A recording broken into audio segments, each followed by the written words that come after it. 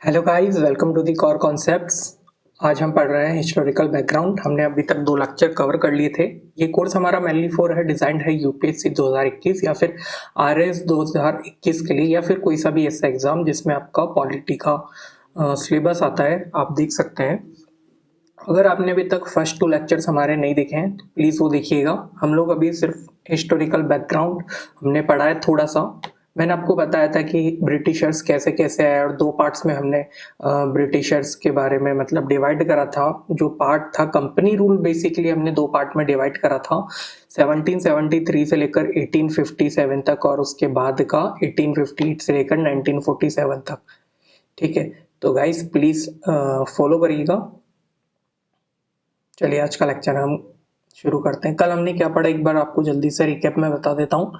सबसे पहले हमने पढ़ा था रेगुलेटिंग एक्ट ऑफ 1773, उसके बाद में हमने पढ़ा अमेंडिंग एक्ट ऑफ 1781, उसके बाद में हमने पढ़ा पिट्स इंडिया एक्ट 1784, फिर हमने पढ़ा चार्टर एक्ट ऑफ 1793। ठीक है, अब हम पढ़ते हैं, हमारा आज का नया टॉपिक है चार्टर एक्ट ऑफ 1813। ठीक है, चलिए, चार्टर एक्ट ऑफ 1813, इसमें क्या बताया गया था? एबोलिश्ड trade monopoly of company in India but continued monopoly of trade in tree and trade with China.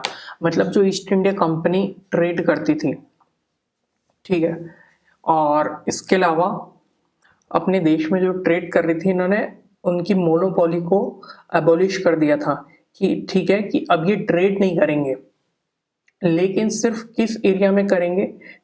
T के क्षेत्र में, ट्रेड इन ट्री, ठीक है, और ट्रेड विद चाइना। इसके अलावा ये और काम कुछ नहीं कर सकते। ठीक है, एक और चीज हुई थी, ये पॉइंट कोई बताता नहीं है। ठीक है, इन्होंने मिशनरीज को भेजा था, ठीक है, जो पादरी होते थे उनको इंडिया भेजा। ठीक है, एक तो इनके धर्म का प्रचार करने के लिए, ठीक है, और क्या, टू एनलाइट द पीपल, ठीक है, सैल्वेशन की ओर। मतलब इन बेसिकली उनका काम क्या था कि वो इंडिया के अंदर क्रिश्चियनिटी को फैलाए। ठीक है, इतना कुछ ज़्यादा इंपॉर्टेंट ये है नहीं, लेकिन हाँ आपको पता होना चाहिए। उसके बाद में जो हमारा नेक्स्ट एक्ट है वो है चार्टर एक्ट ऑफ 1833। ठीक है, ये याद रखना है, ये इंपॉर्टेंट है थोड़ा सा। क्यों इंपॉर्टेंट हो जाता है? क्योंकि कई बार डायरेक्ट क्वेश्चंस यूपीएससी, आरएएस या फिर एसएससी, कई सारे एग्जाम्स में पूछा गया है। क्या था वो? This act is the final step towards centralisation of power in British India. ठीक है, मतलब ये इनका आखिरी कदम था जिससे कि इनकी पावर और इस्टेब्लिश हो गई थी। Concentration of power in single authority, मतलब ऐसा क्या हुआ कि सारी की सारी सिंगल अथॉरिटी के पास में इनकी पावर आ गई। ठीक है, इस एक्ट में क्या किया गया, पहले पोस्ट होती थी गवर्नर की, उसके बाद में वो पोस्ट को चेंज कर दिया गया गवर्नर जनरल ऑफ बंगाल। ठीक है, first governor general of Bengal कौन हुआ? Warren Hasting. इसके बाद में जो गवर्नर जनरल ऑफ बंगाल की पोस्ट को चेंज कर दिया गया गवर्नर जनरल ऑफ इंडिया। ठीक है, तो गवर्नर जनरल ऑफ बंगाल की पोस्ट को चेंज करके कर दिया गया गवर्नर जनरल ऑफ इंडिया। और फर्स्ट गवर्नर जनरल कौन हुआ? Lord William Bentinck. ठीक है, ये बहुत सारे एग्जाम में पूछा गया है, ये तो याद रट ही जाना चाहिए। ठीक है, और इसके हाथ में, लॉर्ड विलियम बेंटिक के हाथ में कौन कौन सी पावर दे दी गई? सिविल एंड मिलिट्री की सारी ताकतें एक सिंगल अथॉरिटी के हाथ में आ गई। इसलिए बोला गया, ठीक है, final step tower concentration in British India, concentration of power in single authority. ठीक है, और एक और चीज ध्यान में रखना है, 1833 से पहले, चार्टर एक्ट 1833 से पहले जितने भी लॉज आए उन सबको बोला जाता था रेगुलेशंस। ठीक है, 1833 से पहले बोले जाता था रेगुलेशंस, और 1833 के बाद में बोला जाता है एक्ट। ठीक है, ये चीज याद होनी चाहिए। ठीक है, 1833 से पहले एक चीज और हुई थी, मतलब 1833 में, इससे पहले ईस्ट इंडिया कंपनी क्या थी? कॉमर्शियल बॉडी थी। ठीक है, ट्रेडर से एज ए बिजनेस कर रहे थे वो। 1833 के बाद में वो एडमिनिस्ट्रेटिव बॉडी बन चुकी थी। ठीक है, अब ये रूल करना चालू करेंगे, और ये अपन को पता ही है, companies territory in India in trust of queen Indian ठीक है, in trust of queen, queen के हाथ में सारी की सारी पावर होती है ब्रिटिशर्स की। फिर इन्होंने 1833 में एक काम और करा, they attempted to introduce for open competition of civil servants, however it was neglected opposition by court of directors. मतलब इन्होंने 1833 के एक्ट में कोशिश करी थी कि इंडियन सिविल सर्विसेज आईसीएस का एग्जाम चालू करा जाए, लेकिन कोर्ट ऑफ डायरेक्टर्स ने मना कर दिया गया, ये पास नहीं हो पाया। लेकिन हाँ, फर्स्ट टाइम अगर आपसे पूछा जाता है, कई बार क्वेश्चन आया यूपीएससी में कि फर्स्ट टाइम कब कोशिश करी गई आईसीएस को चालू करने की।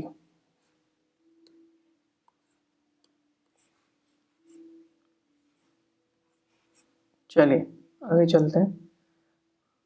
अगला हमारा चार्टर एक्ट है, चार्टर एक्ट ऑफ 1853। गाइस ये वाला भी इंपॉर्टेंट है, इससे डायरेक्ट क्वेश्चन आए इस वाले से भी। ठीक है, क्या था ये last act pass by British parliament. ठीक है, फिर created legislative council functioned as mini parliament. ठीक है, इन्होंने चार्टर एक्ट 1853 के टाइम पे लेजिस्लेटिव काउंसिल की शुरुआत करी थी, एक बॉडी बनाई लेजिस्लेटिव काउंसिल थी जिसमें 6 न्यू मेंबर्स को ऐड किया गया। ठीक है, डायरेक्ट क्वेश्चन ये ही आया है। फिर इसके बाद में introduced open competition system of civil servants. मतलब सिविल सर्विसेज की, इंडियन सिविल सर्विसेज की इन्होंने इस टाइम से अब चालू हो गया। 1833 में कोशिश करी लेकिन चालू नहीं हो पाया, लेकिन 1853 में इंट्रोड्यूस कर दिया गया ओपन कंपटीशन, जिसमें इंडियंस भी हिस्सा ले सकते थे। और फर्स्ट इंडियन कौन थे जो to join Indian civil services, वो थे सत्येंद्र नाथ टैगोर। ये नाम आपको याद होना चाहिए। First person who joined Indian civil services was Satyendra Nath Tagore. ठीक है, एक और चीज याद होनी चाहिए, बहुत इंपॉर्टेंट क्वेश्चन है। मैकॉलेस कमेटी कब बनाई गई थी? 1854 में। और ये क्यों बनाई गई थी? ओपन कंपटीशन, ठीक है, किसके लिए? इंडियन सिविल सर्विसेज के लिए। ठीक है, ये क्वेश्चन भी आया। मैकॉलेस कमेटी, एक और कमेटी है मैकॉले की, ठीक है, वो आने पर बताऊंगा। ठीक है, अभी पहुंच हो जाएगा नहीं तो। और ये चीज याद रखिएगा, 1854 के अंदर मैकॉलेस कमेटी बनी। ये क्वेश्चन आता है, मैकॉलेस कमेटी क्यों बनाई गई थी? ठीक है, Macaulay's committee to start Indian civil services. ठीक है गाइस, अभी तक 2 लेक्चर हो चुके हैं हमारे, प्लीज वो देखिएगा। और ये 3rd लेक्चर था हमारा। हम हमारे लेक्चर सीरीज कंटिन्यू रखेंगे, रोज सुबह 10 बजे हमारी पॉलिटी के जिस्ट नोट्स की लेक्चर सीरीज चल रही है। 11 बजे हम राजस्थान का आर्ट एंड कल्चर कवर कर रहे हैं। राजस्थान आरएस का एग्जाम 2021 में जल्दी होने वाला है। शाम को हम लोग ऐसे ज्योग्राफी के जिस्ट नोट्स और राजस्थान ज्योग्राफी कवर करेंगे और हम अप टू द मेंस जाएंगे। ठीक है, राजस्थान का जो सिलेबस हम उठा रहे हैं, जैसे कि आज फर्स्ट लेक्चर होगा आर्ट एंड कल्चर का, तो वो अप टू द मेंस भी कवर होगा उसमें। उस हिसाब से हम पढ़ाई करेंगे। और जो भी जने मतलब कोचिंग वगैरह नहीं कर पाते हैं, उन लोगों के लिए मोस्टली बहुत हेल्पफुल होने वाला है। इसकी पीडीएफ हम थोड़े टाइम में, वैसे तो बनी हुई है, मैं डाल तो अभी भी सकता हूँ, लेकिन मैं चाहता हूँ जैसे कि मैंने ये 8-10 पन्ने हैं, ये सारे एक साथ में डालूँ, चैप्टर 1 पूरा करके कवर करके। हमारा टेलीग्राम को जो चैनल है उसको आप जरूर ज्वाइन करिएगा, उसमें मैं ये पीडीएफ भी डाल दूंगा। ठीक है गाइस, और इसके अलावा सपोर्ट करिएगा चैनल को। अभी हमारा टारगेट है 1000 सब्सक्राइबर का। अभी तक हमारे 100 सब्सक्राइबर्स हैं, 104। ठीक है, देखते हैं कब तक 1K होते हैं। चलिए, आज के लिए इतना ही। Thank you so much.